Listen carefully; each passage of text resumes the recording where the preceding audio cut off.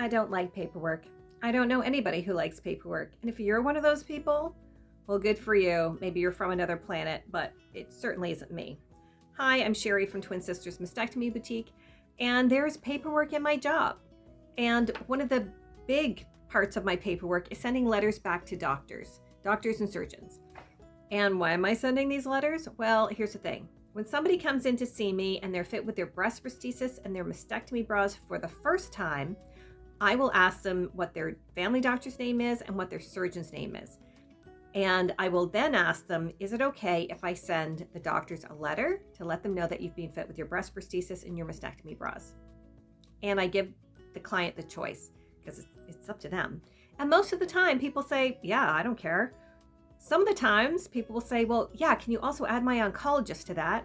And sometimes, rarely, but sometimes people say, no, I don't think so. For whatever reason, some people don't like their doctor, some people, their doctor retired, whatever the case, none of my business. But for people who say yes, I send a letter back to the doctors, and I only send it for the first fitting. So if they've been fit someplace else years ago and now they're coming to see me, I don't send a letter. I just send it for their very first fitting. And here's the reason why. The first thing is that I want the doctors to know that their patient is receiving follow-up care.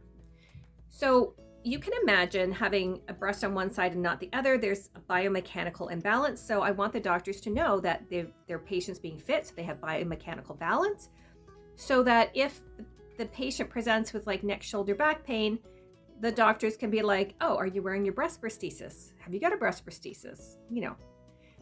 Also, going through a mastectomy or a lumpectomy can really play with your emotions and your self-confidence and your self-identity.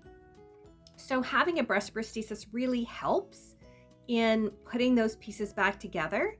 And that's, important too, because your doctor is treating all of you, not just one specific part. Now, the other thing is, I like to send that letter back because it gives the doctors information about, what's available out there. So when a doctor is treating you, they're not treating you for the medical devices. So a breast prosthesis and mastectomy bras are considered medical devices. They're treating your chemistry and your physical body and I don't know, all the stuff that doctors do. But they don't treat the medical devices. So I'd like them to know what options are out there. Because when you go see your doctor after you've had surgery, chances are you're going to just see that doctor when you're wearing that gown, right? You're going to go in, the nurse is going to bring you into the exam room. She's going to say, put on a gown. You're going to put on a gown, and the doctor will check your scarring, make sure everything's good. But they never actually see the breast prosthesis. They don't even know if you're wearing one. They don't see you before you're dressed. They don't see you after you're dressed. So they have no idea if you're wearing a breast prosthesis or not. And it's a good reminder to them, like they'll look in your chart and they'll like, oh, you got a breast prosthesis. That's great. And who knows if they've seen one before? I imagine they have. But, even when I get doctors in here as clients, there's a lot they don't know about breast prosthesis. So this kind of gives the doctors information that you've actually sought out, further care after your surgery.